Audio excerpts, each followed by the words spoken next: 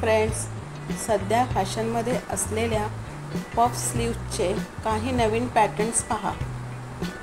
साडी विकत घेतल्यानंतर ब्लाऊज कसं शिवायचं हा प्रश्न प्रत्येक महिलेच्या मनात येतो।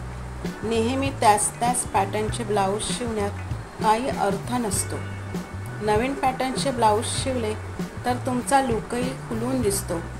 पफ ब्लाऊजची नवीन स्टायलिश फॅशन करून तुम्ही सुंदर दिसाल, खास दिसाल।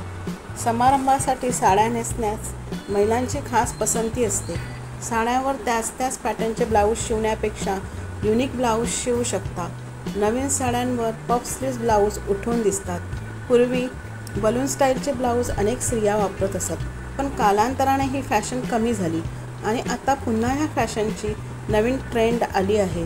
तुम्ही शॉर्ट किंवा 3/4 लॉंग स्लीव्हसुद्धा शिवू शकता। ब्लाऊज डिझाईन्समध्ये हे नवीन पॅटर्न सर्व साड्यांवर सूट होतात। ऑर्गेन्झा साड्यावर असे ब्लाऊज शिवा। खांद्याजवळ चुन्या आणि मागे गाठ बांधण्याचे पॅटर्न हॉट लुक देतात।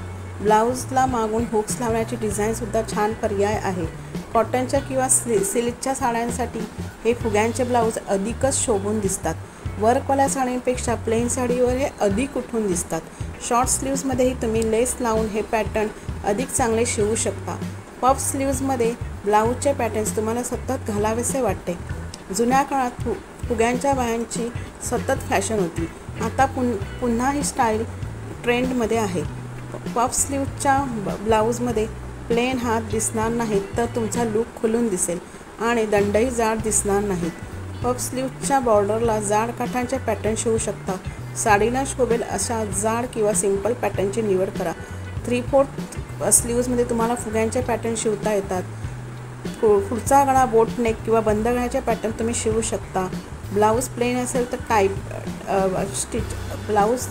असेल तर या टाईपचे स्टिचिंग तुम्ही करू शकता। पफ स्लीव्ज ब्लाऊज दिसायला सुंदर दिसतात आणि इतरांपेक्षा वेगळा लुक दिसतो। कॉटनची साडी असो किंवा सिफॉन, कोणत्याही साडीवर तुम्ही हे ट्राय करू शकता। पफ स्लीव्जना तुम्ही मण्यांची लेस लावू शकता। मण्यांच्या लेसमुळे दंड किंवा गळ्यांचे पॅटर्न खूप सुंदर दिसतात। सो फ्रेंड्स, व्हिडिओ आवडल्यास लाईक शेअर करा। चॅनलवर नवीन असाल तर सबस्क्राईब करा। बेल आयकॉन प्रेस करा। नवीन व्हिडिओचे नोटिफिकेशन तुम्हाला लगेचच मिळेल।